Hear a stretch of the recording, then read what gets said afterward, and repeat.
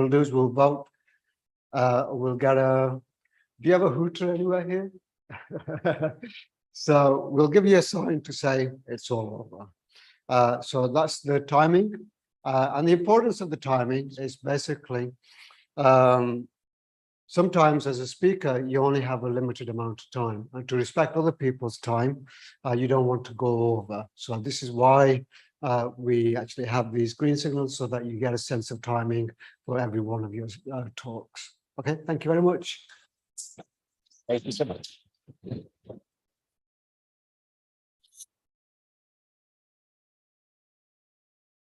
Thank you so much, our great timer. In the words of John F. Kennedy, he says, you only give a speech to inspire your audience and to make an impact to the world. And at Toastmasters International, that is one of the driples of what I've learned about giving speeches. And they've done what they call an international contest, whereby different members from various clubs all around the globe, they get involved in competitions and giving their best for us to know the world speaker of the year. And this year, I was privileged to listen to the winner of this great competition. And his topic inspired me, indeed, which means I am me. And today at Manchester Communicators, we'll be talking about the in and out of what it takes to run a club contest, which starts from your club to your area, and more in details when we get the next speaker on. So, fellow guests, lovely great members, lovely fans on the Zoom, today's theme is Context Workshop. And I'm going to be calling really great speakers to speak about it. And the first speaker is not just a speaker. This is an international world champion. All from Mexico, he broke the world. In Spain, he chartered them up and also won trophies there. And do you know, he's also our chartered president of this great club, which I'm proud of, Manchester Communicators. And his topic is the in and out of a club contest. Fellow Toastmasters and guests, join me with your hands as I welcome on stage this great speaker, oratory, great voice, and international exposure as a versatile Toastmaster to come, inspire us, and tell us what it is, the in and out of a club contest. Over to you, DTM Julian Cicerino.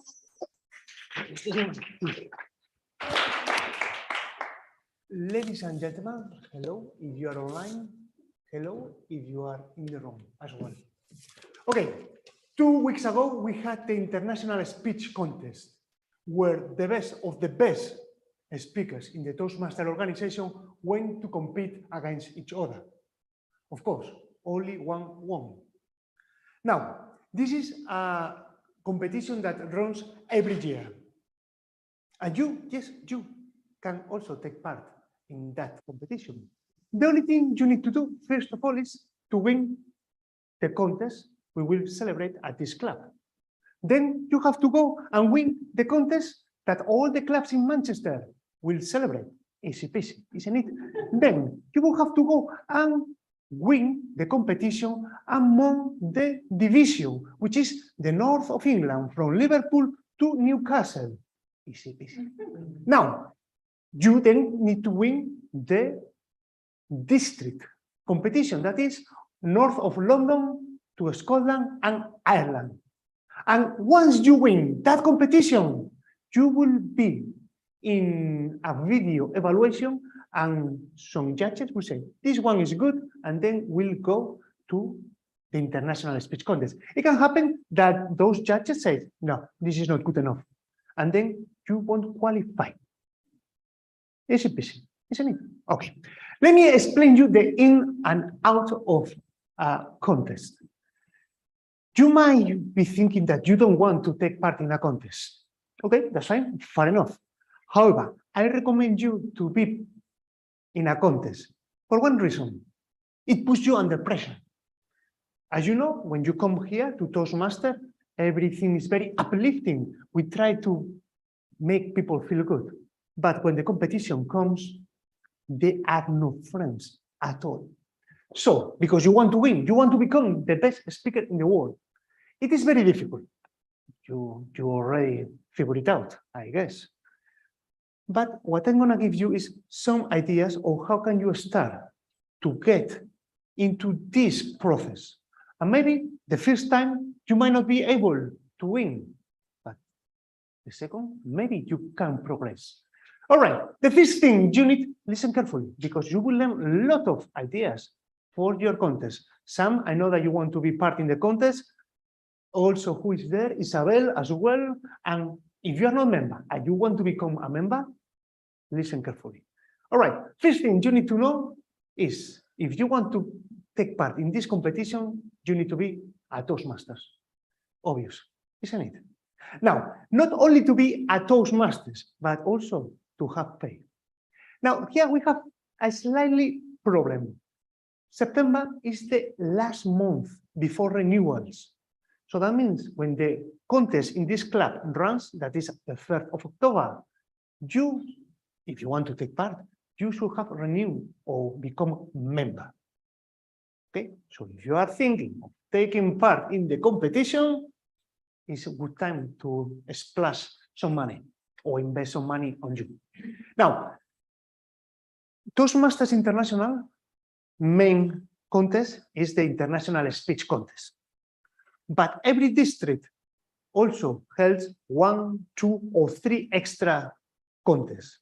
District 71, the one we are in, that goes from the north of London, Scotland, and Ireland, organizes 4 humorous speech contests, table topics, evaluation, and the International Speech Contest. What that means is that you have 4 opportunities to put yourself under pressure and improve yourself. This is the first thing. Become member of Toastmasters and pay or renew if you haven't done it yet. Second thing is saying, I want to be in that contest. Because if you are a member and you say nothing, how do we know that you want to be part in that contest? Of course, there is another thing that is obvious, but not many people do, and is read the F manual. And with F, you can imagine what is the meaning. Many people come to the contest and compete. They don't know the rules. So how do you expect to win if you don't know the rules? It's a bit difficult. One of the rules says that you have to be a pay member. Okay, that's the first one. If you are not a pay member, you cannot compete. Secondly, international speech contest takes 5 to 7 minutes. If you speak for 7 minutes, 31 seconds, you are out. And then when the results are revealed, you won't know if you were qualified or not. So this is important. Make sure you stick to the time. Now, there are a lot of rules, but of course, you can read them. I'm not going to explain it to you. What I want to give you is the idea, and this is very important, and not many people do. What is behind? What is the process of a speech contest? Because you read the rules and say, okay, it's clear, but how it works is very different. First of all, we have a contest chair. This contest chair is the showman. It's going to introduce all the speakers, but it's going to introduce the speakers in a different way as we do it in a Toastmaster meeting. It will say, Mr. Julian Cereceda with I'm a Superman. I'm a Superman with the speech title, I'm a Superman, Julian Cereceda. And that's the way. Now, before the contest, there is a meeting between the speakers and the contest chair. This contest chair will explain you all the process. Will explain you how it's going to run, who's going to be the timer, what is going to show when, and what you have to do. On the 3rd of October, we have 2 contests. The first one is humorous speech contest. The second one is table topics. For table topics, for instance, you are giving a question. All the speakers are giving a question. The first one answer, but the second one, the third one, and the fourth one are not in the room, are away.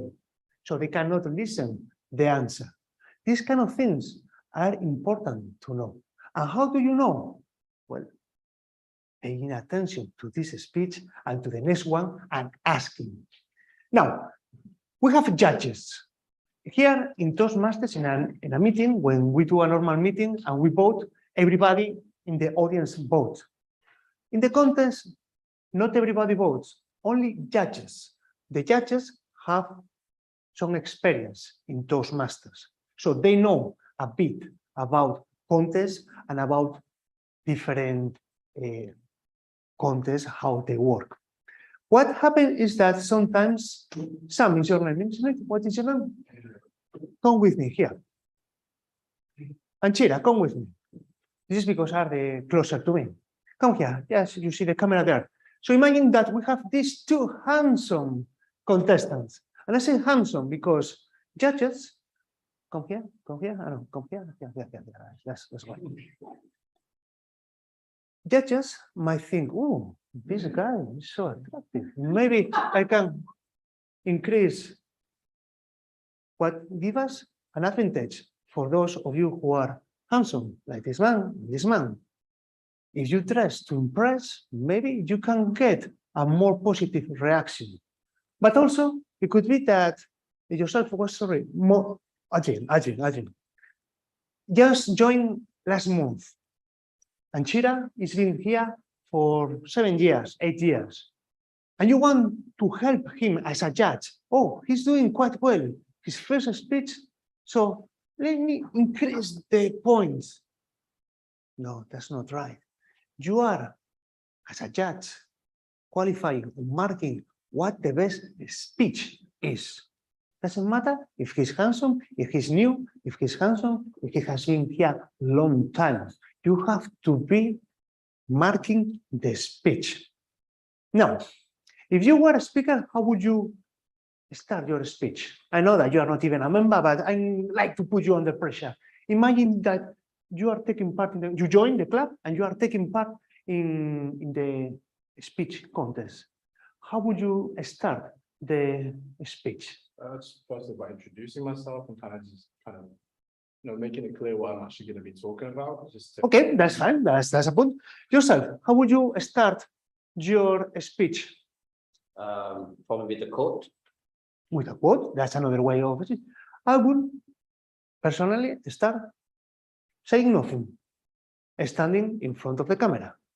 Because one of the rules of the contest is that the time only starts to tick when you do the first interaction with your audience, when you make the first sound.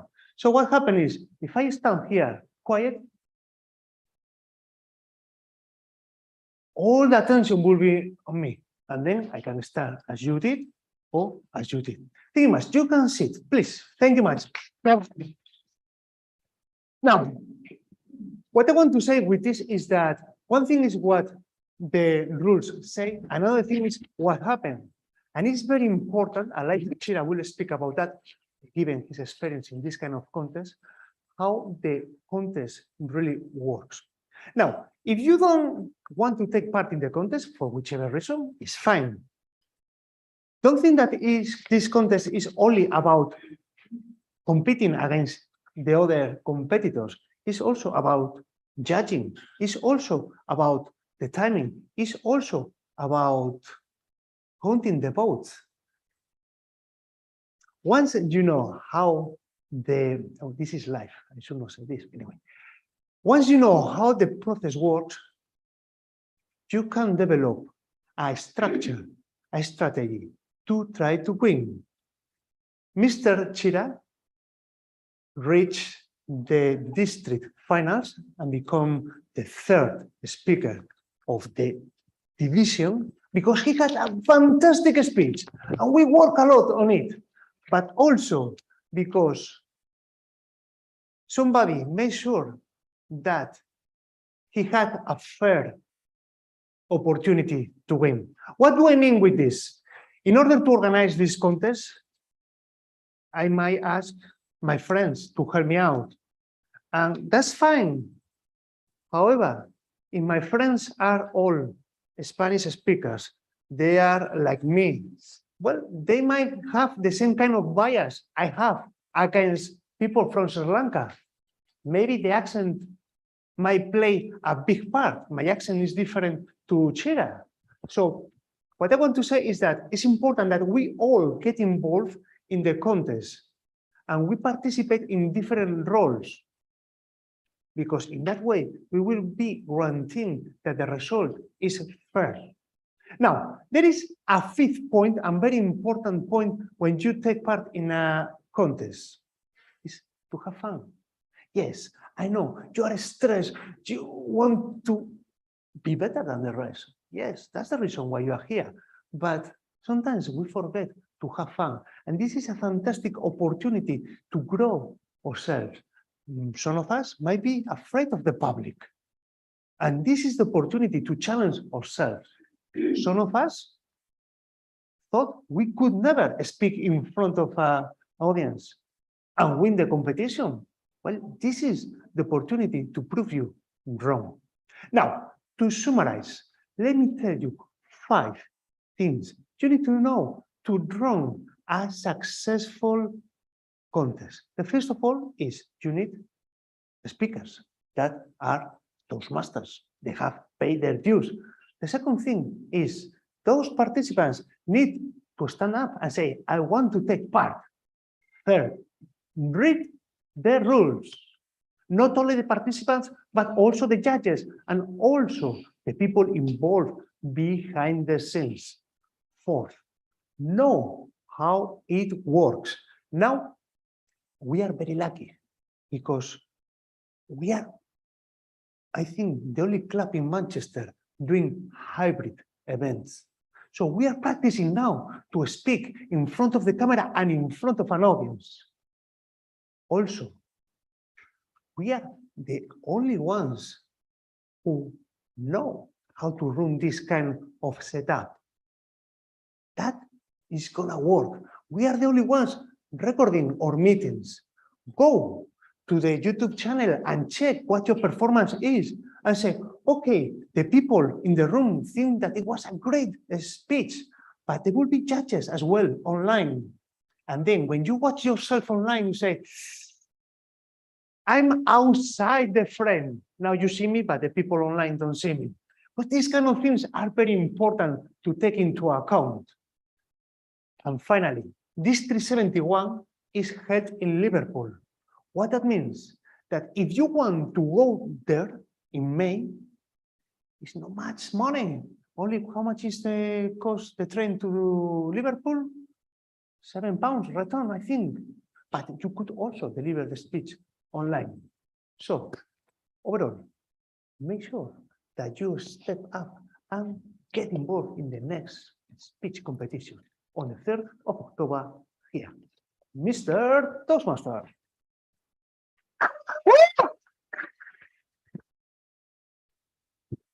Thank you so much, Mr. DTM Julian Cicereda, for giving us a great insight into the in and out of a club contest.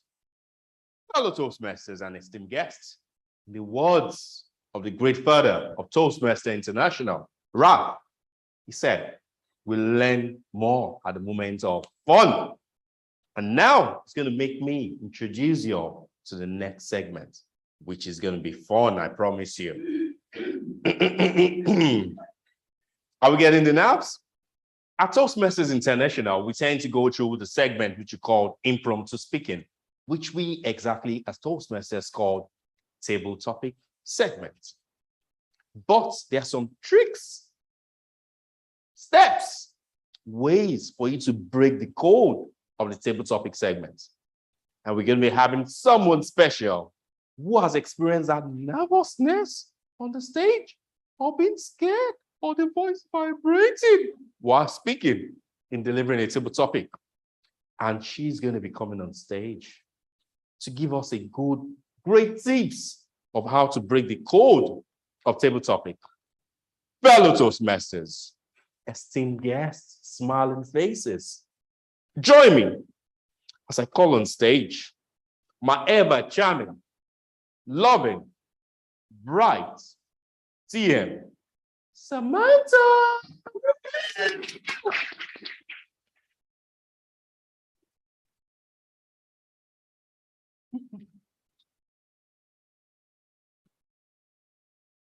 Hello, everybody. So, hello, Zoomers. How are you all doing? So today I have been asked to give a talk on table topics by President Ola here. Now, I'm not going to lie, my first thought was, why would anyone want me to give a talk on table topics? I hate table topics, seriously, I hate them, okay? And obviously I've been hiding this well because Ola here didn't even realize how much I dislike them. But then I realized who better to give a talk on table topics than someone who feels that same discomfort as not everyone, but most people who have to get up here and give a table topic. Who better than me? Who can empathize more? Now, I will just say I've been a Toastmaster for over a year, and the reason I am not very good at table topics, or that I still find them uncomfortable, is because I've never, ever put the time into learning the techniques and the methods and the tips. So had I done that, I would probably be a much better speaker. So essentially, this talk I have written for me, and I'm going to share it with all you guys, and we can learn together, okay? So what is the aim of the session? I would like all of us in this room to be amazing table topic speakers, okay? Not average, not good, amazing. I would love if everybody in this room, when they get a question, could stand up here and feel excited by it and feel challenged in a positive way and embrace that fear. Okay, and this is what I want for myself as well. Are you with me? Yes. Okay. So, I wasn't going to talk about what a table topic is, but actually we have a few new members. So just to recap, a table topic, it's an impromptu speech. It's 1 to 2 minutes. Basically, you stand up here, you're asked a question, bam, answer it. Okay, there's no prep time, there's no thinking time. This is really what makes table topics so scary for people. So why are table topics? Why are they even important?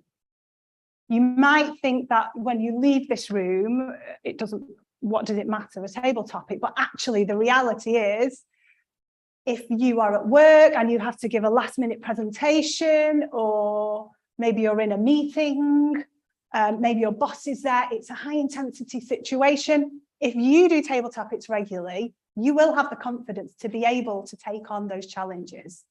And not only that, something I always say is resilience. Table topics take you out of your comfort zone and they build that resilience. Okay, so they will affect all areas of your life. It's not just about this room. So what is it we dislike so much about table topics? What is the fear? Does anyone have an idea? Fear, exactly. Fear of what other people think, right? Fear of people's bad judgment is essentially what it boils down to. However, I think there are three really important things to remember here, okay? And I say this every time. First of all, if you get up here and you're looking into people's eyes and you're scared out of your mind, number one, remember, this is a safe space, okay? You're not being judged here, and I can tell you that everybody sitting out there has got your back and they are vying for you to do well, okay? You're not at work, you're not in a presentation, nobody wants you to fail here, and almost everyone will have been through it themselves. The second thing is, if you say yes to a table topic and you get up here, it's an automatic win, okay? You've won straight away, and regardless of what comes out of your mouth, to have the courage to say yes is a win. Okay, and number 3, if you do get up here and you feel like you failed a bit, which is always my biggest fear, the thing I realized the last time I did a table topic is that if I fail, that is a gift to somebody else, because in failing, you lift the other people up. Okay. I don't know if you've ever been to a table topic session where all the table topics are amazing and you sit there and you think, oh my God, I hope they don't pick me because I can't do any better. Okay. So if you do fail, that person there that's really, really scared now that everyone's done a great topic will feel that bit better, and they will feel that they can then show their own vulnerability. Okay. So let's just quickly zoom in on what it is that scares us about table topics, okay, in a little bit more detail, because I think that there are 2 camps, okay? So say we've got a scale here. Generally, I think there are 2 types of people. Camp A are the people that fear going blank, having nothing to say, 0, nada, zilch, okay? Camp B are the babblers. They don't know when to stop. They lose their train of thought. They probably haven't answered the question and you have to put them off. Their fear is making a fool out of themselves because they're just speaking too much. So we generally fall into category A or B. Tell the person next to you or behind you or near you, what category do you fall into, do you think?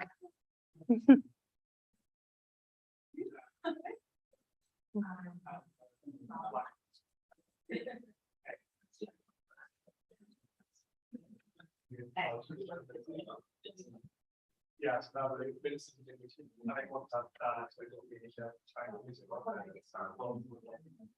Okay, I'm going to ask for a show of hands. You guys can do this on Zoom. Who falls into camp A of fearing they're going to have nothing to say? Wow, more, okay, I didn't think it would be that much of a split. On Zoom, who fears having nothing to say? Okay, and who fears, whose tendency when anxious is just to talk and talk and talk at high speed? Okay, so more people seem to fear having nothing to say. That's interesting. So I'm going to give you 3 strategies for camp A and camp B, okay? So we're going to start with camp A. So let's begin with a little bit of honesty here, okay? There's one subject that we all know extremely well, and that is ourselves, okay? We are the protagonists of our own lives, and we love to talk about ourselves, don't we? Yeah? Have you ever had a conversation and actually listen to the amount of times you say I or me or my? It's actually quite scary, okay? We love talking about ourselves. So this is a subject we know a lot about. So let's use this to our advantage and tell a personal narrative, okay? So a personal narrative is potentially the easiest story that you can tell because it's about you. However, to keep your narrative interesting, there are 3 things I want you to make sure that you bring into your narrative. So you can talk about work, you could talk about school, you could talk about hobbies, anything mundane, but make sure you include, number 1, characters. Every story needs characters. Okay, so this might be your family, your friends, your enemy, your lover, your colleagues. It could be anyone. Bring some characters in, okay? This will interest your audience. Number 2, drama. Okay, every story needs a bit of drama, doesn't it? What do we watch on TV? It's always got drama. So tell us about your emotions. Tell us about how you're feeling, okay? And actually try and invoke some emotion in us. Maybe you tell us a pivotal story about a moment that changed your life. You want to motivate us or inspire us, okay? So go with a story that's really going to help us to relate to you. And finally, set the scene. If you can set the scene for us, you're going to take us on a journey with you, okay? So think about your 5 senses. What can you see? Where are you? What can you hear all around you? Maybe there's a loud noise, or maybe it's silence. Okay. Are there any smells? Is there a horrible smell? Can you taste anything? What can you feel? Are you hot? Are you cold? Are you sweaty? Okay. So draw us into the story by setting that scene. So that is for a personal story. Okay. Now, some stories are, some questions, excuse me, some table topics questions are easier to relate to than others. Okay. You can't always answer with a personal story. So in this case, I would suggest you create a link. So this is really helpful when it's an especially tricky topic. So you link what the question is to something that you want to talk about, okay? So maybe you've had a question about volcanoes, okay? What do you know about volcanoes? Nothing, but what you have been dealing with at home is anger issues, and you finally found some strategies, and this is what you'd really like to talk about, okay? There you go, you have a perfect link. This is quite an easy link. Volcanoes, anger, there's a relationship there. Okay, so you don't have to answer the question directly, you can link it in a creative way. And you can actually take this even one step further. You could show up here with a pre-planned speech, okay? 1 to 2 minutes. You know what you want to talk about. There's someone in this room that does this a lot. Yes, you do. He does it a lot. He knows what he wants to say. And then he's asked a question. And then sometimes it's what I call a tenuous link. So not a very convincing link. It's a bit of a random link, but it doesn't matter because he gets up, he somehow links it, and he says what he wants to say. Okay, this isn't exactly impromptu speaking because you've planned it, but you have to impromptu, you have to come up with that link. So this can be this is a strategy I am absolutely going to try myself. So let me just ask you a quick question.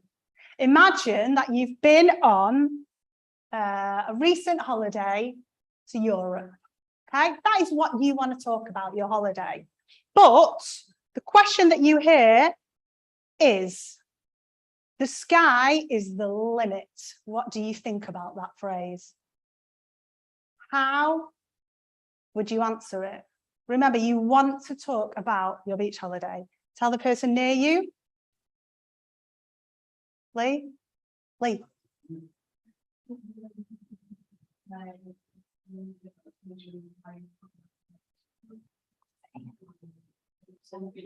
It's a beach holiday. Yeah, beach holiday to Europe. The question is, the sky is the limit. Tell me about this phrase. What does that phrase mean to you? How do you link that? It's random. Sorry, a holiday in Europe, I said.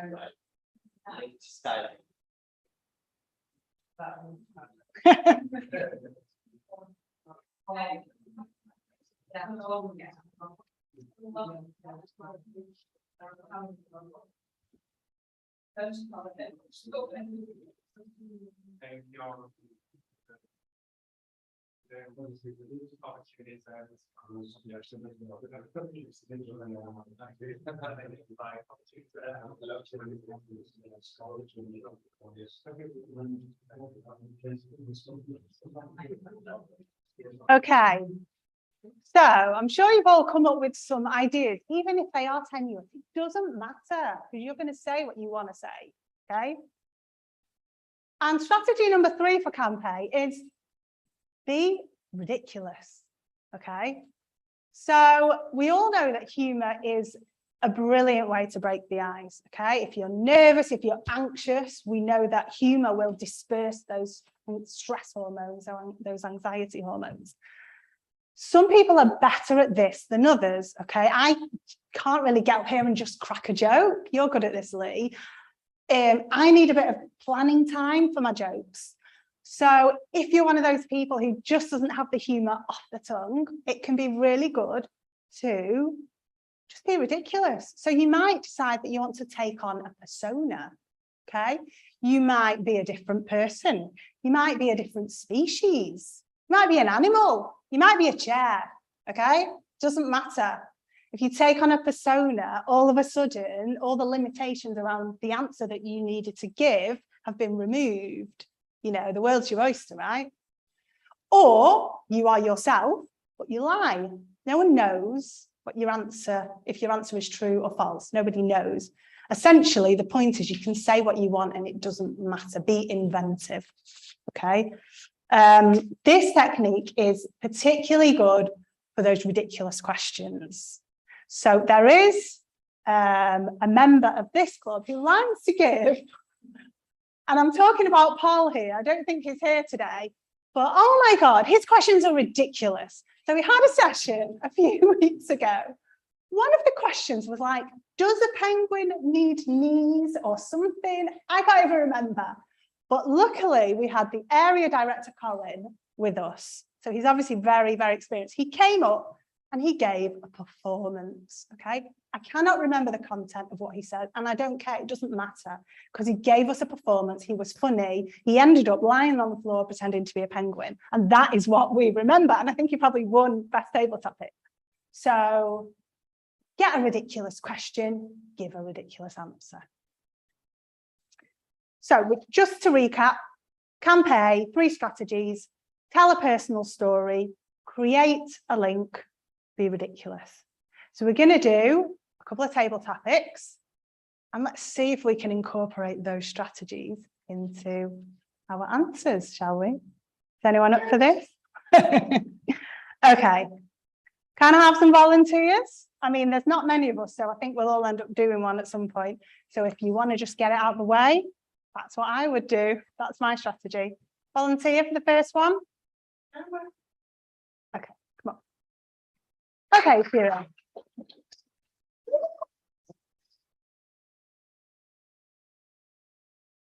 What fruit or vegetable would you most like to be? What fruit or what vegetable would I like to be? I personally love fruits, not so keen on vegetables, but the one that gets all of us is the tomato. When asked to mention a vegetable, they say a tomato, when it is in fact a fruit. I like to throw people off. I like to confuse people.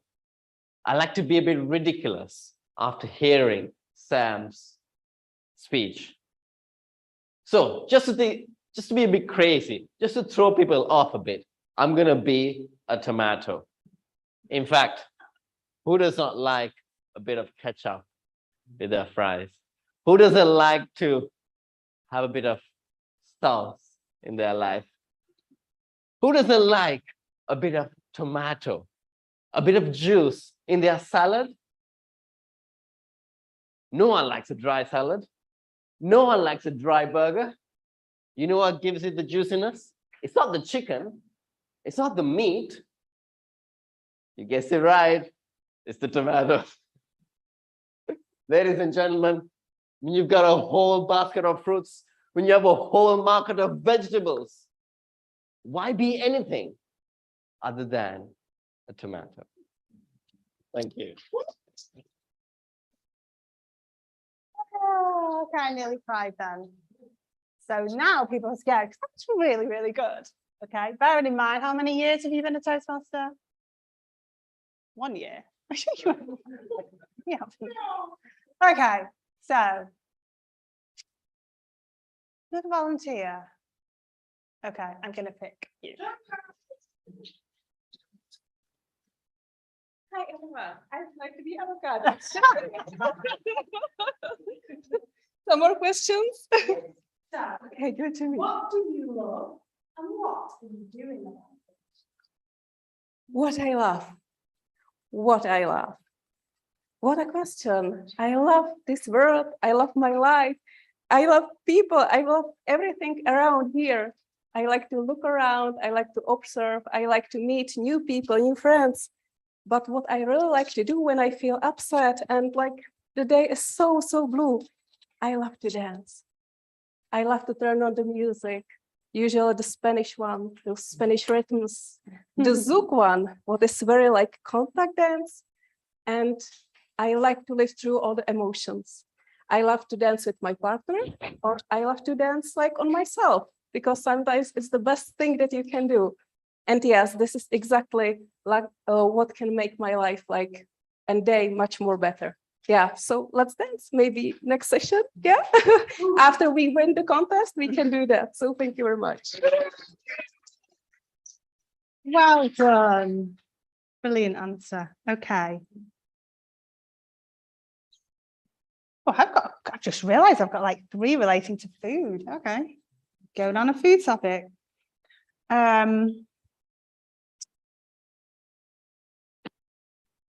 I'm going to go with someone from Zoom. So, anybody at Zoom, would you like to do a table topic?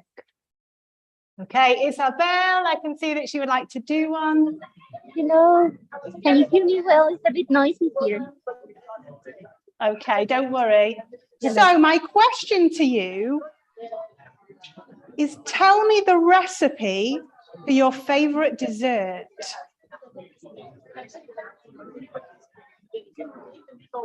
Dessert, like at the end you get a free something you like. You always have space in your stomach for something sweet.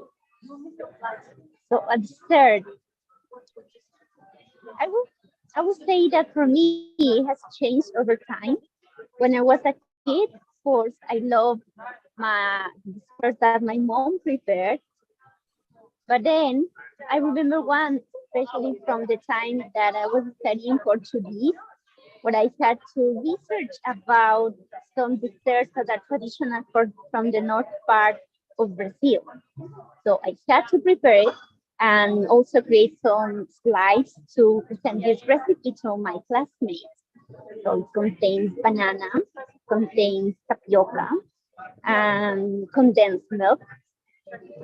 And when I was preparing it, it was so funny. I was texting my teacher asking, because the tapioca pearls were very hard, although I had them boiling for a long time. But in the end, it worked. So I like this recipe, so I continue doing it. And I shared that dessert once with my friends at the church. And I especially remember one of the priests. He is from Scotland, but he also speaks Spanish. And he was grateful for having this dessert. And he told me in Spanish, thank you, it was wonderful. So I always remember that this dessert brought me some nice memories from the time when I was studying Portuguese, from the time when I shared it with my friends at a church. I haven't prepared it lately. Perhaps I should share it next with my Toastmasters friends. You have a try of it soon. Thank you. Thank you very much. So you'll see what she did there. I asked her for a recipe. She actually told us a personal story and she brought the characters into it. Okay. And she did give us part of a recipe. That was really, really well done. She used the very strategies we've just talked about. Okay, so one last one from this section. Adrian, can you come up?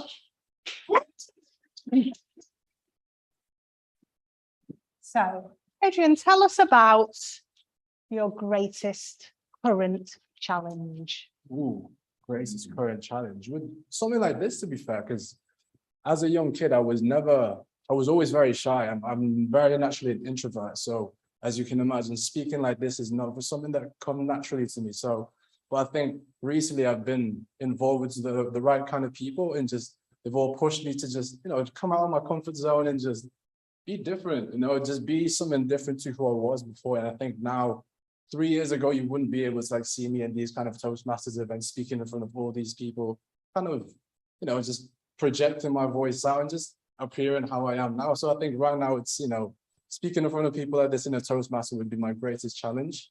So yeah. Well done. Amazing. Right. So let's move on to the next section, which is Camp B. B is for babbler, we said, didn't we? So I'm going to give you 3 strategies for Camp B. Number 1, slow it down. Okay. So the first thing I want you to do, I want you to get up here. I want you to do that pause that Julian told us about. I want you to pause. Then I want you to repeat the question. Okay, you're going to buy yourself some time here. And then what I don't want you to do is procrastinate. I want you to go with the first idea that pops into your head, because otherwise that little idea will be niggling at you and telling you, come back. Okay, so we don't want to switch between ideas. Get that first idea and run with it, and trust that it will develop as you speak. Okay, we don't have all the answers when we get up here, and that's the fear. But when we start to speak, the answers do actually come naturally. Number 2, structure your speech. Okay, so number 1 is state an opinion. Okay, now for me, who I fear going blank, I prefer to talk about the subject and then state an opinion later. But for someone who talks a lot and too quickly, I think stating opinion right at the start can help you focus your attention. You have somewhere to go, you know where you're going, a bit of direction. If you're struggling to state an opinion, then you could actually opt for pros and cons. So you could begin with, okay, the pros of this, the cons of this, or just the 2 varying opinions. And by the time you've got to the end of that, you'll probably have come up with your own opinion, okay? But if you can state an opinion, I want you to follow this with the rule of 3, okay? Which seems to get into all areas of our life, okay? This rule of 3, it's even in speaking. So we're going to state an opinion and we want to justify it with 3 points. You don't have to have all 3 points when you start speaking. Start with number 1 and assume that they will come, because they probably will. And if they don't, who cares? Okay. So justify with 3 points. Then after you've done this, strategy number 3, know when to stop. Okay. After you've done this, expressing your opinion, justify it, I want you to quickly summarize.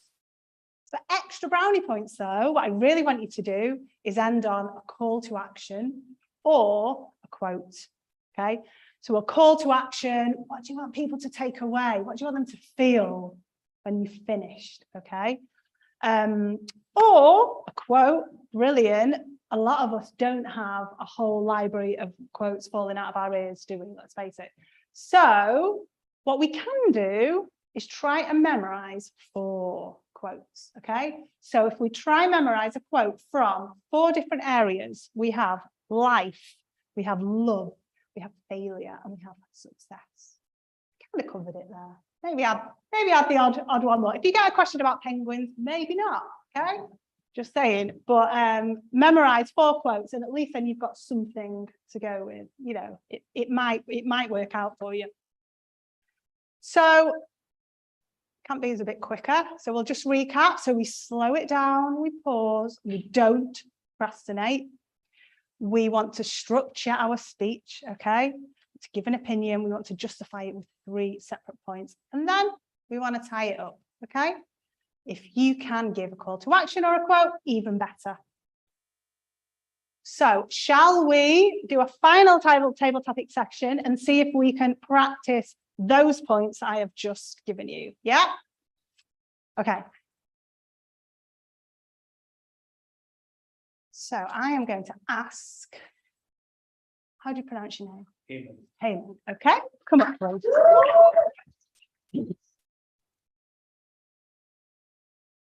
Okay, Heyman. What made you smile this week? You know, when Sam mentioned it to be part of Camp B, I've realized that I'm Camp A. But no, what made me smile this week? Wow. There are a lot of things that has made me smile this week. I had COVID last week, so don't worry, I'm all right. But yeah, and this week, after a long time, I decided to go to work today. And this was on my agenda that I would go to Toastmasters. This was on my list. So after work, I've decided to come here. So throughout the day, this was on my task, and I usually plan my week ahead. I always like to do things in advance. So think it out. And the fact that I have an interesting week, this made me smile at this. So yeah, to answer your question, I'm given the last week and the good week the planned good week I have this week has made me smile.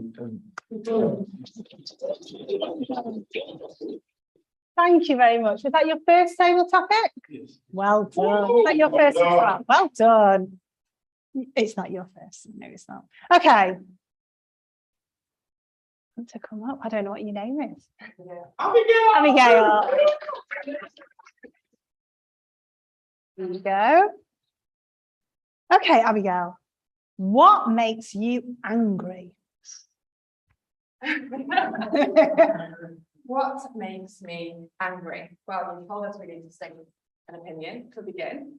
So my opinion is that there are many things that make me angry that may make you not so angry. I get angry with the little things, such as, let's say, a dish towel that has been left unfolded, hanging somewhere. I am a bit of a neat freak, and so I get angry maybe with my lodger. She's not here, so I can say this. Currently cleans her teeth, and then for some reason there is toothpaste all over the mirror. So that angers me a little bit. Can I justify that? Is that a justifiable anger? Point of anger? Okay. And a third thing that angers me, we're going to go big picture right here. I would say the challenges in this world, human trafficking. So we're getting very big and deep, but that's just what came to mind when you said just to roll with those things. I get angry with slavery. I get angry with the situation with the police in America and racism. These are the big things that make me angry. Of course, we've already talked about the smaller things. So, but because of who I am, and I want to end with a call to action, kind of, I want to end with a positive feeling. I always, at the end of each day, try to go to bed with gratitude. And I heard it expressed recently as gritty gratitude, because that is sometimes what it feels like. At the end of a day, when you've just felt the weight of the world on your shoulders, you've been to work, you've been frustrated, you've had to deal with lodgers spitting in toothpaste on the mirror, you kind of have to close your eyes and think, hey, what are 3 good things that I can be so grateful for today? And so I will start, and I will ask you guys to then go home and reflect on this yourselves. For today, 3 good things. Getting here, didn't quite make it on time because timekeeping is still something that I'm trying to work on. Number 2, I would say just waking up and being alive. And I had a really pleasant walk this afternoon. So those are my 3 points of really gratitude, and hopefully you guys can go away and do the same this evening. Wow, this girl was paying attention. Have you written notes? She had it all up there. See, you've got to be a note taker to win it. Well done. That was amazing. So many strategies that she just put into that speech. Yeah, and actually that's what it makes it sound pretty professional, right? Is that your first table topic speech? I've done one a few years ago. Okay, well, well, you smashed it. Okay, I have the red light. So I'm going to end on one word with the rule of 3, and that is practice, practice, practice.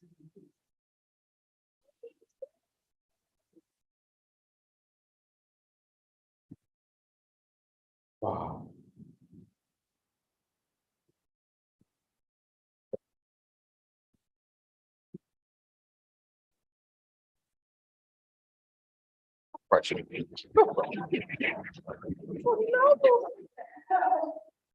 Fellow Toastmasters and guests, a round of applause again for our great Samantha.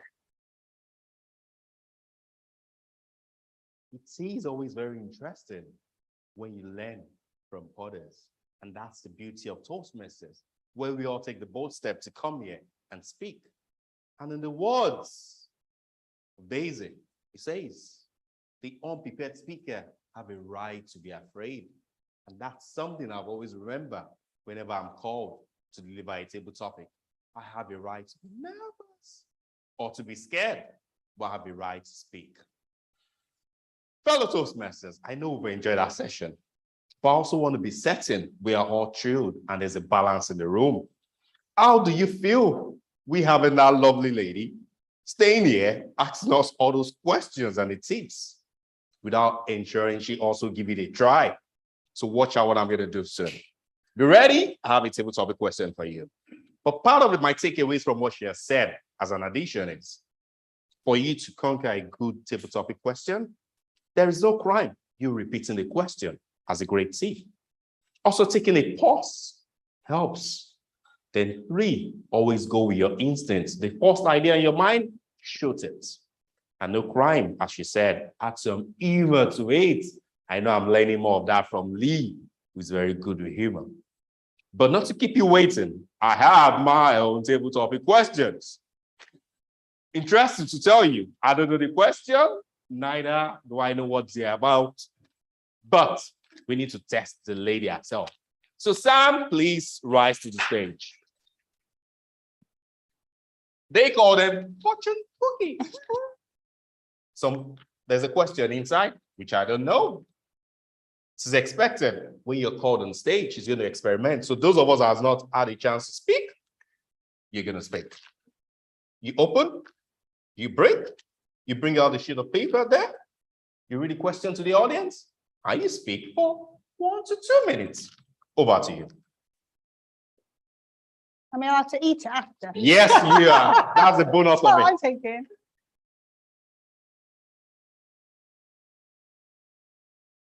Oh God, this is so exciting. I feel like it's Christmas. Drink more. It's not a question. Drink more while in high spirits. Right. My spirits are so high most days that I'm bouncing off the walls. So really, I don't think this is very good advice for me. Not going to lie, I used to be a bit of a heavy drinker because I'm British. And I was born in the 80s. Oh, it's true. So I have to say I'm now a responsible drinker. I did marry an Argentinian and they are very, very responsible and looked down on us British women for definitely overdoing it. So I have learned to be more responsible with my drink. However, actually, I do love a glass of wine every day, just one, before cooking. But I realize now I don't actually need alcohol because remind me of your name, Abigail. I start every single day with quite a long practice, but I start with a gratitude practice. And that gratitude practice sets me up for the day. I go to bed with bedtime affirmations, which is also a gratitude practice. And I genuinely feel, I remember hearing a lot about gratitude practices and thinking they were rubbish, but actually they begin to change the way you see the world and the way you interact with the world and the way you interact with everybody else. So I would say that now that I have found my place of joy, and actually mostly my joy in the highs I get come from learning and growing and challenging myself, like in this room here.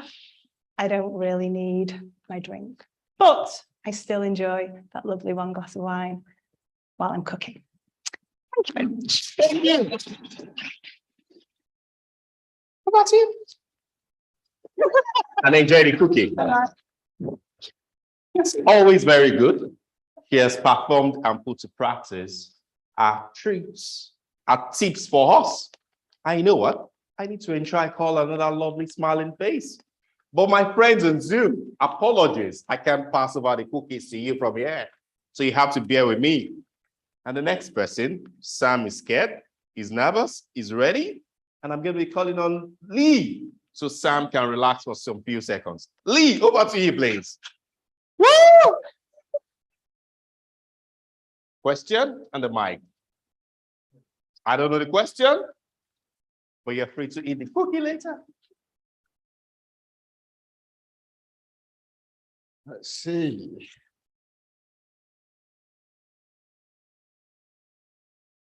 The top secret of success lies in your confidence. Wow. That is mind-blowing. Confidence. Some of us have it, Some of us don't. Some of us need to develop it. And confidence is something that I believe that everyone is born with. When you were a child, okay, you try everything. You don't have any fears whatsoever, apart from falling, that is, and you have that confidence. But guess what happens? People start telling you, oh, Shira, don't do this, okay? You'll fall and you'll break your legs, okay? And then you think, oh, I can't be bothered with that. And then what happens? People start commenting and they start telling you stuff, you're not good enough.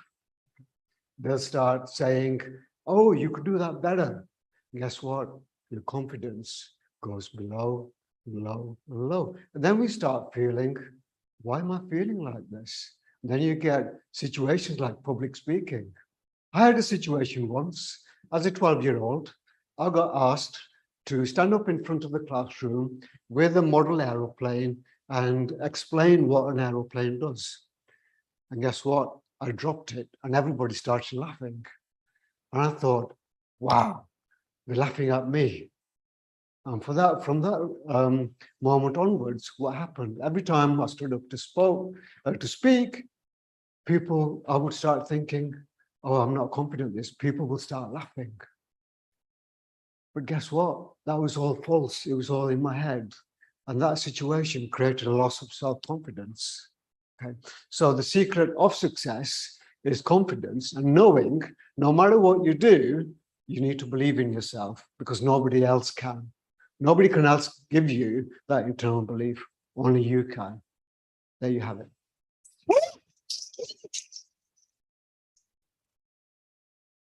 Thank you. That was a great one. Thank you so much, Lee. The confidence we all need to have. Speaking on confidence, I believe Sam, masculine, is ready for my question. And he has the confidence now. Sam, woo!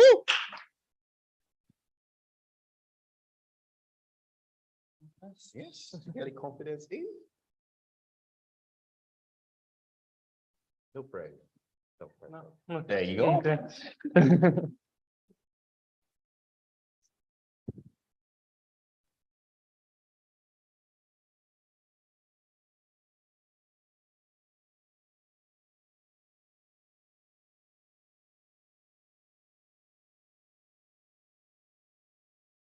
You'll be rewarded unexpectedly. Well, I work in sales, and most people think that you're judged on your sales figures, you're judged on your numbers. It's all about numbers, it's all about what you're targeted on. And that's all you're going to be targeted on. And that's all they care about. That's all they care about. That's all they want you to do. But people actually notice the small things that you do in the workplace overtime. Helping a colleague out, staying behind, offering your services. I've done that in the workplace. For example, I worked overtime this bank holiday, hung over on the phones, talked to customers, and tried to help the company hit their sales targets. And I thought I just did it for myself. I didn't think the company would see much of it. I just get paid the extra amount.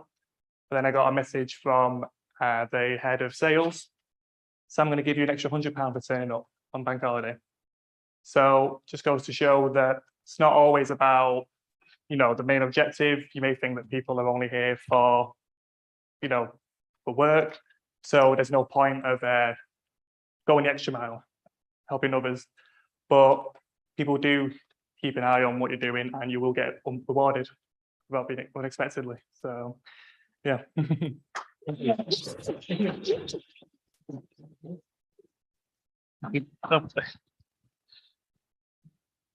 Thank you so much.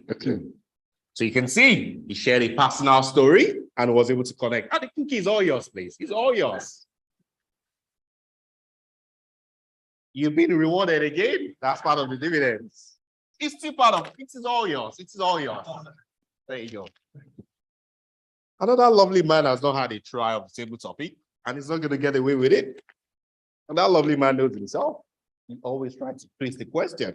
But now he doesn't know the question and he knows I'm going to call on him. So where's that lovely champion man? Julian Cicerena, over to you, please.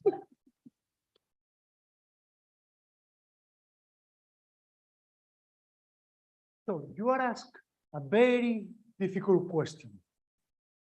And you have opened the book and you have read the question aloud.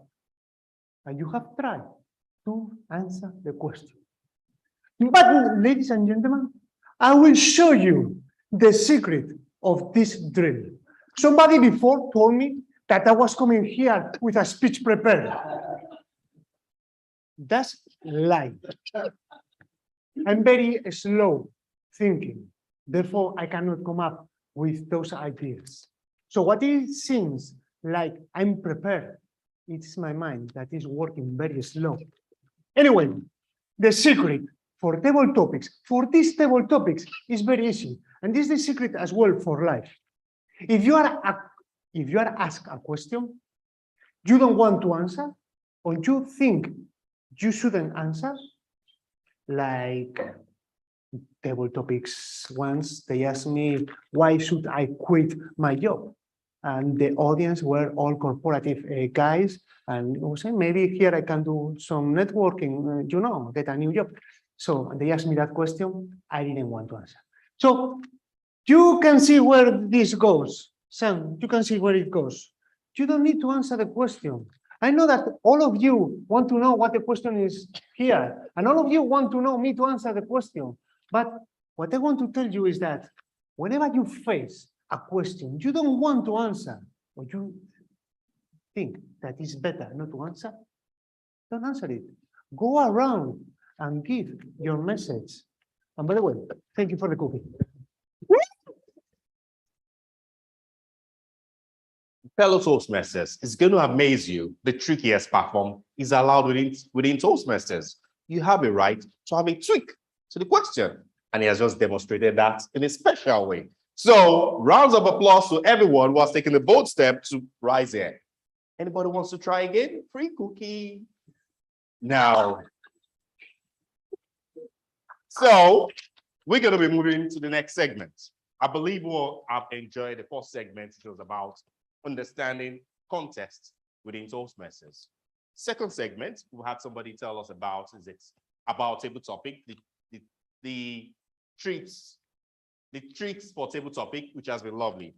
And now we're going to be bringing on stage someone who has had the experience of passing through the process of Toastmasters contest.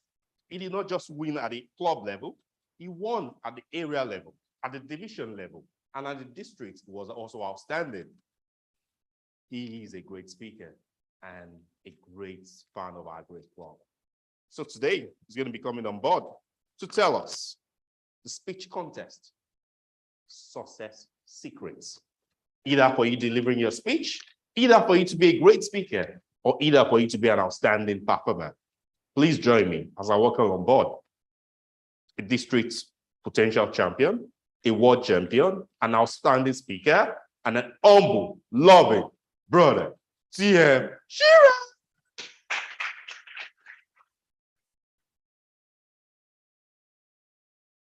Thank you very much, Ola. So, ladies and gentlemen, Ola has asked me to share with my experience on the journey through the contest. So I just want to keep it nice and simple, nice and easy for you guys. And I want to just give you an insight about how to be successful at the contest and how to work your way through the rounds and through the levels of the contest. And I like to tackle it from a strategic point of view. So let's get some of the simple formalities out of the way. As Julian mentioned, one of the key things you got to do is read the contest rule book. The reason why is there's a set of rules in there, and you've got to make sure you don't go outside of the code of conduct. And the reason for that is at the club level, you might get away with it, or someone might not spot it. But as you go through the rounds, if there's something in your speech that it shouldn't be there and it's breaking some of the rules, you get immediately disqualified. So just to eliminate any of those problems, read the contest rule books and make sure you're within the rules. Number 2, have a look at the judges' ballot. This contest is scored and the highest score wins. And to score, there's an objective criteria for the judges to go through. And you can see what this is. So you have access to the judges' ballot. You can see what the judges are looking for. And when you prepare your speech, make sure you're covering all the elements of that judges' ballot so that you score as much as possible. The third little thing that I like to point out is dress smart. Again, I've seen time and time again, speakers come in, they give an excellent speech, a very good speech, a very competitive speech, but they miss out on some very easy to score marks on appearance. Yes, that's right. There is a criteria for marks for appearance. And if you've not put the effort to dress smart, you're missing out on those marks. And again, it's an area to easily score marks to get you through to the next round. So, having said that, let me put this on. I was having a chat with Julian yesterday, and I was asking Julian, are you going to be wearing a suit? And he said, no. And I said, well, I'm going to be talking about the importance of dressing smart. And it'll be very hypocritical if I don't wear a suit. So I just thought I'd put some effort just for you guys. Right, now that the formality stuff is out of the way, let's get to the real stuff, the juicy stuff, the stuff from that tomato juice right there. Right, make sure the content is personal.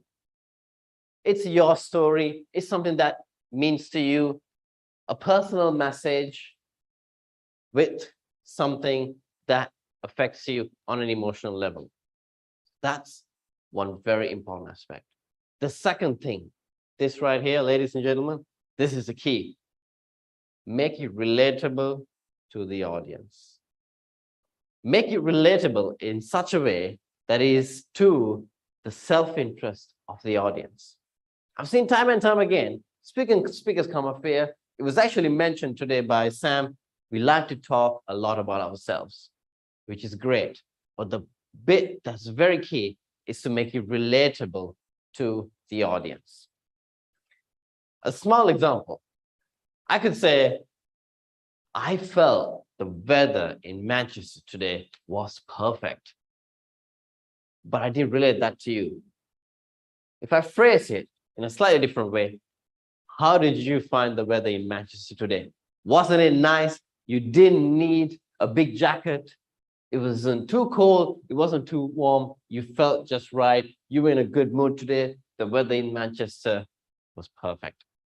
So just by making a little tweak there, make it relatable to the audience. It's so important, especially when you're going through a speech at contest level. Second thing, keep it simple. Your message to the audience, avoid complicating it. There's so many things going complicated out there. There's a lot of complicated things in our lives, but it's about 7 minutes of your audience's attention, of the judge's attention. Keeping it simple is so key.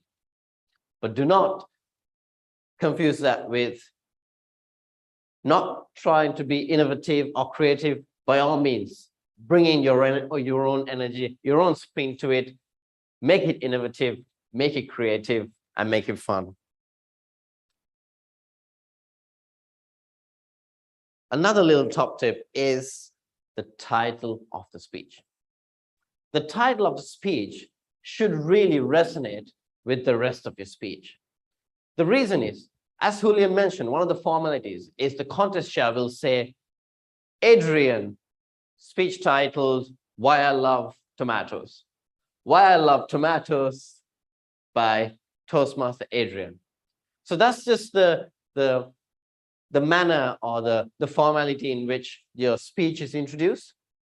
And that creates an association with you and the title instantly. And as the judges are scoring and as the judges in the end have a look at all the speakers, they're going to look at the title because they write the title down, and you want to create a strong association with your speech and your title. If your title is way off and it doesn't resonate with your speech, you're probably missing out there. So what a really simple thing is make your title relevant, make it get innovative with it, and have a strong association with the rest of your speech. As you work through the rounds, a very important thing is continuous improvement. It's typically the same speech that you deliver from club level to area level to division level, district level, and even beyond. And if you want it at club level, it just means it's a very good speech. However, there's room for improvement. So it's a case of making those little tweaks, adjustments, how you can see you can better that very same speech in the next round. One very important thing is, as you work through the rounds, you're going to get a lot of feedback from your friends in the club, from maybe area level, from maybe other senior members, and it can be a bit too much feedback. So what you got to do is reflect critically and think what really matters to score marks on the ballot. So that's the most important thing. And work closely with your mentor. So if you're fairly new in this club, I highly recommend assigning yourself with a mentor who will know your strengths and your weaknesses and the areas you really need to work on, or the areas where you can really bring out your strengths. And they'll help you with tweaking your speech in the right way. Another little thing is strive for contrast. At the speech contest, you're probably competing with 6 other speakers or maybe 10 other speakers. It's typically 6, isn't it? Yeah, depending on the contest. So basically, you just need to stand out from the other 5 speakers. And this is actually where some of the improv skills that Sam mentioned comes into play. You may have a prepared speech, but there is an element of improvisation that you can apply and adapt. So as the speech contest is going on, you'll get a feel for the room, you'll get a feel for the audience, you'll get a feel for the other speeches. And now it's a case of making your speech standing out from the others. And as you see the speech contest, and as you watch these speeches, you'll find it to be very competitive. Hopefully, you'll be a judge one day as well, and you'll actually find it very difficult to score because all the speeches are very good. They have excellent quality level. So it's just a case of thinking, what can I do to have a bit of contrast from the other speeches? Once again, like I said, this is where your improv skills really come into play. You can play out with the energy levels, with the vibe that you bring, try and make it relatable, use the energy in the room, and really see how you can stand out from the rest of the speeches. So those are the things that I'd like to share from my journey. And I really hope that some of them will be helpful in your journey and as you enter the contest. And as Julia mentioned, what I'd like to also mention is enjoy the process. It's okay if you didn't make it through. If you didn't think you hit the position you were expecting, it's absolutely fine. It's all part of the process. It's all part of the journey. Really enjoyed. The contest is not going anywhere. You can also have a go next time. And I'll leave you with a quote by Coco Chanel. Julian's a fan. Yes. Simplicity is the keynote of true elegance. Thank you.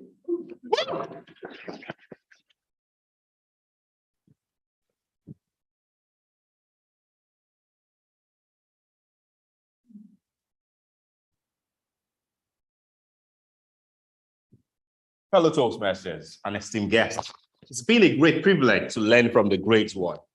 But we'll not just let him slide and sit just like that. We need to tap more from his experience. So I'm going to be creating a little segment where we'll have the opportunity to ask some direct questions to a district finalist. Mr. Shearer, can you kindly spare us the honor to have a seat, please? Back to you, sir. Thank you.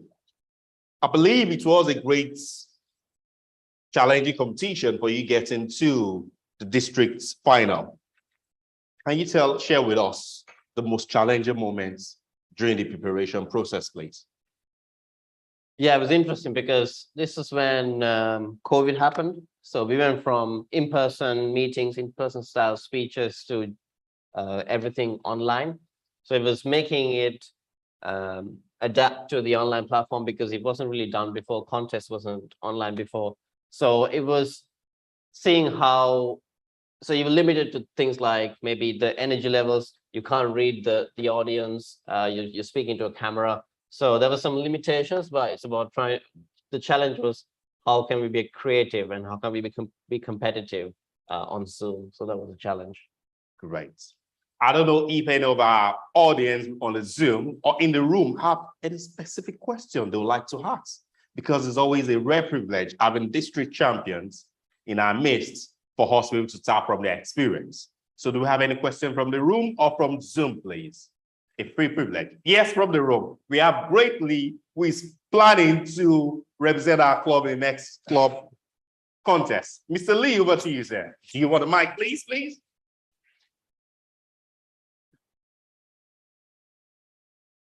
Shira, I wanted to ask you, so when you're actually preparing the title of the speech, where do you actually start from? I know you mentioned obviously a personal story and all of that, but when you start with a blank piece of paper, can you give any advice on where to actually start and what kind of structure that speech should be in? Yeah, I think that's a good question. So I think something along the lines of what message do you think you can give the audience, or what really resonates with you, what you're passionate about? What message from your experiences do you want to give for the audience? So I think those are some of the guidelines you can utilize to give you a bit of an idea.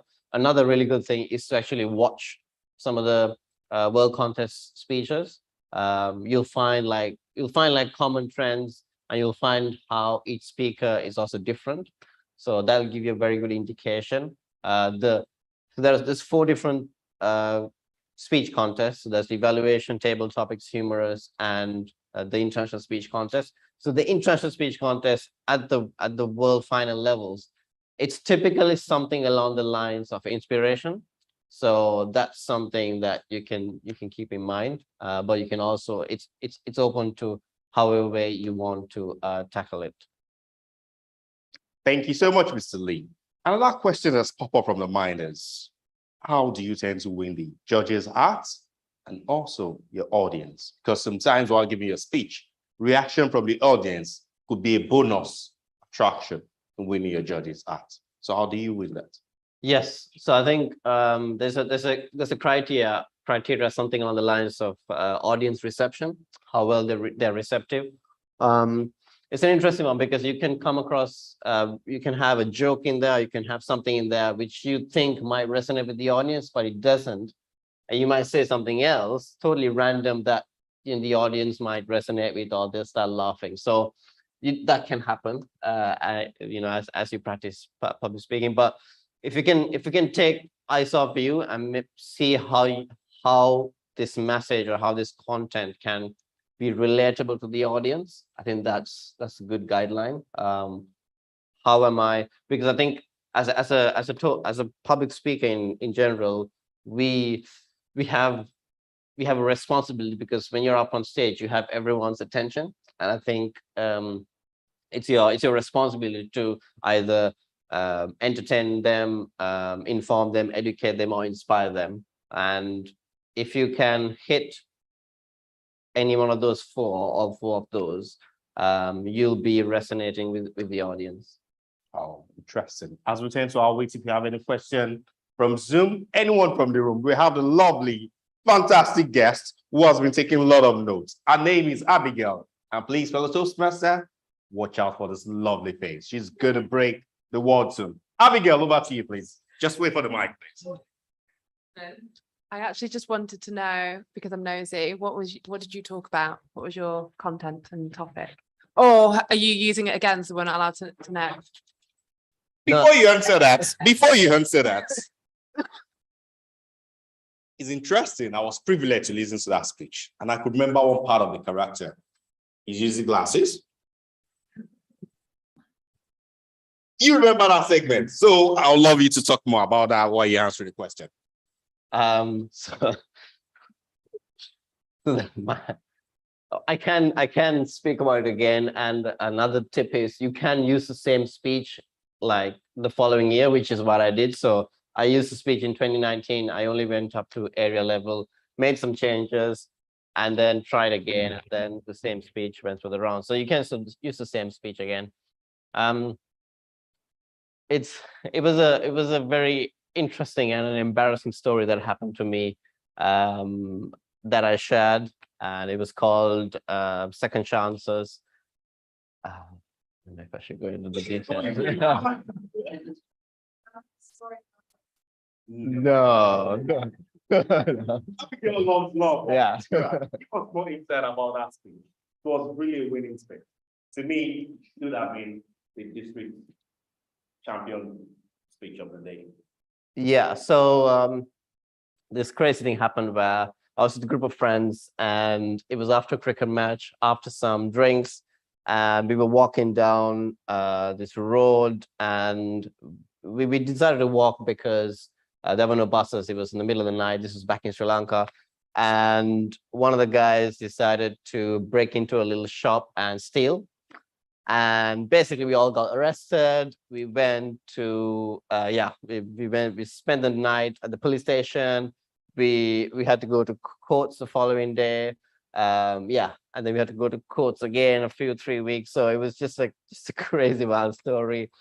And the second chance is because a few years, maybe about 4 or 5 years prior to that, I was traveling in a bus with my mother. There was a tennis ball next to me in the seat. I took that and I wanted to take that with me. And my mother, totally absolutely bollocked me, saying, do not take that. That's not yours. Do not take what's not yours. And that was my first chance to learn, which I didn't learn. And then I had to go through all that ordeal to learn it the hard way. So that was the story, and that was the speech. Yeah. And it was a true life story. The judge needed to tell them. I was looking forward to that part. The judge had Yeah, so one of the things that I incorporated was I went into characters. I went into the character of my mother, and I also went into character of the judge. So with the glasses, I utilized just coming really up close to the camera and going into the character of the judge and changing my voice. And yeah. Practice, please. Enjoy that experience again. Yeah. Can't remember what I said, but it was something like, if I ever catch you in anything like this ever again, I'm gonna send you straight into prison. So it was something like that. Mr. Shira, thank you so much for sharing that great experience and for inspiring us, and hopefully, yes, go shall have somebody in this great room get into the final at the World Champion again. Yeah, absolutely. Have a chat with Julian, Mexico champion. Have a chat with Jim from Manchester Orators. He won the district level more than one occasion. He went to Vegas for the semifinals. So you've got a ton of experience to utilize. By all means, have a chat with guys like Julian and Jim. Help you out. Thank you so much. Thank you for creating the time. Thank you very much. Thank you.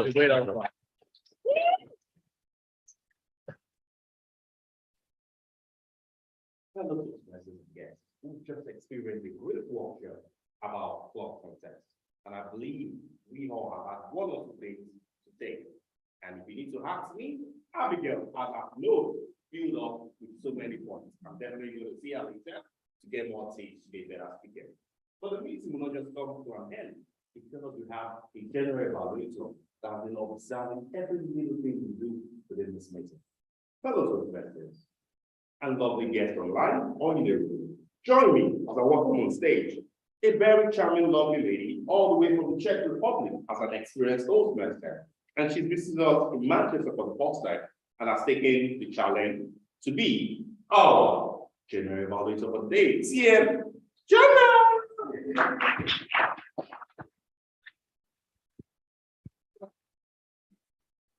Hi, dear all, me again. Yes, hi from Prague. Hi now from Manchester. Thank you very much for this lovely opportunity to be your general evaluator. What to say? So many things. Such a great experience. At the first time, I was really invited by Ola with wide smile.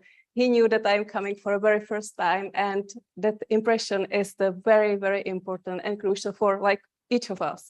Like you are opening the door, you are coming somewhere, you're afraid, like what to expect. Okay, sometimes we know what to expect, but still there are like people that we never met. And yeah, it's a little bit tricky.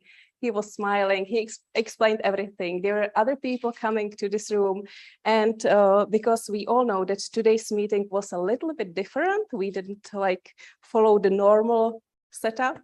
We all got prepared, we all knew what to expect, and it was very important. And also, it made all this environment very friendly. And as Sam said, there is like nothing to be afraid of. And I think we need to repeat it very often, because sometimes we have like these days, sometimes we have these days. And yeah, so it was really, really nice.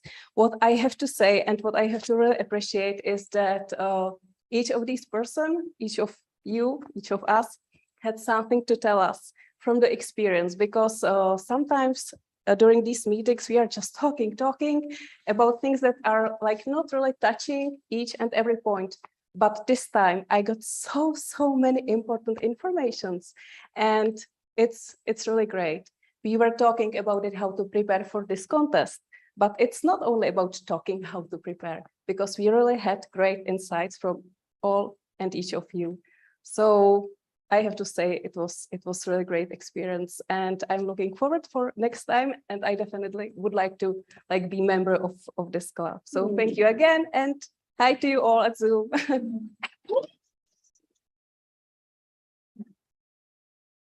Thank you so much, our general evaluator, Jenna, all the way from Czech Republic. And it will be a great honor to have you join our great club. And at this junction, I can officially say we're going to be putting the meeting to the close. I believe we all have been well informed about details about a club contest. As I said, Manchester Communicators Toastmasters Club contest is going to be holding on October 1st, whereby so many faces I can see. Lee, Samantha, what again am I seeing there? Isabel, great faces are going to be participating in the club contest. So watch out for those exciting speeches. And any of us interested, Ola can also participate too. So can I humbly transfer the control to our lovely chairperson of the day, Lee, please. Over to you.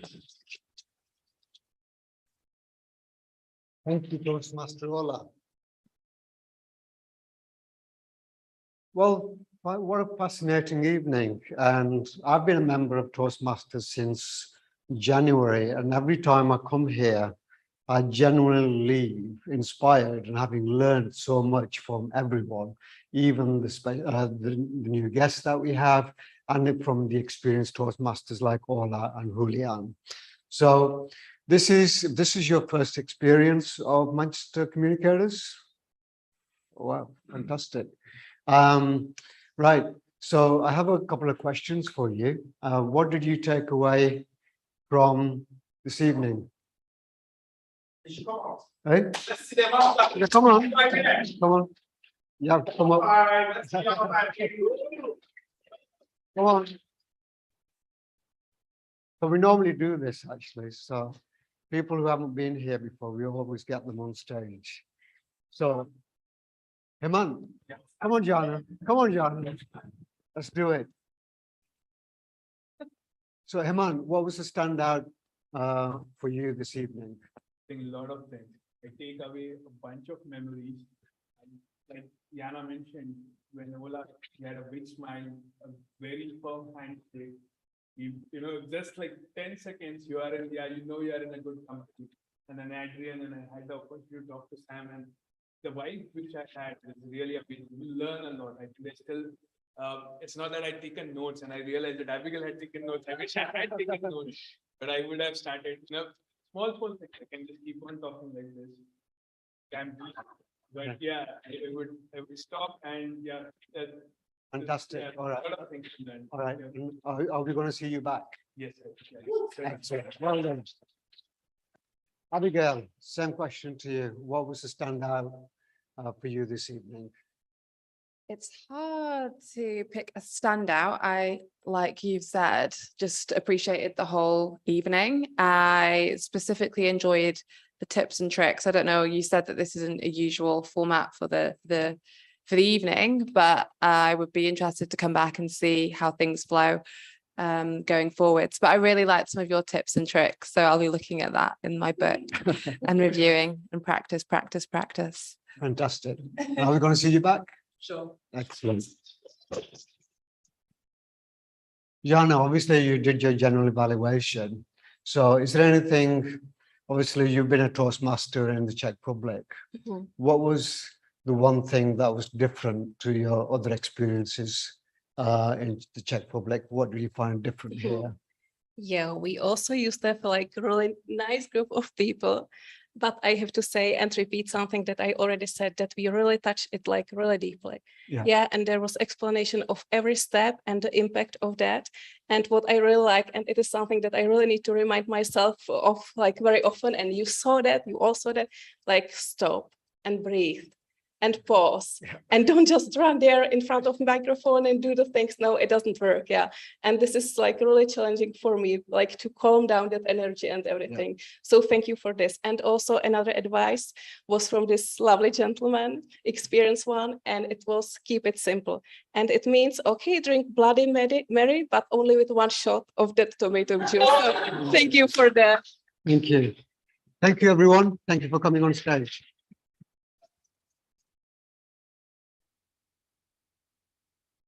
So the next event will be on Monday, the 19th of September, where we will actually have some practice speeches, I believe, for the conference. Yes.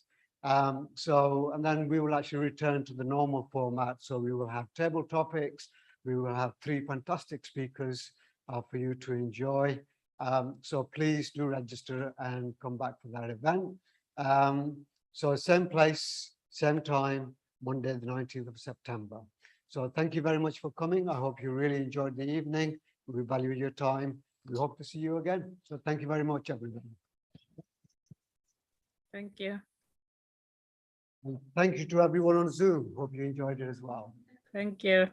For our guests, if you have questions, please see our lovely lady. She knows more. Samantha, so please talk to her.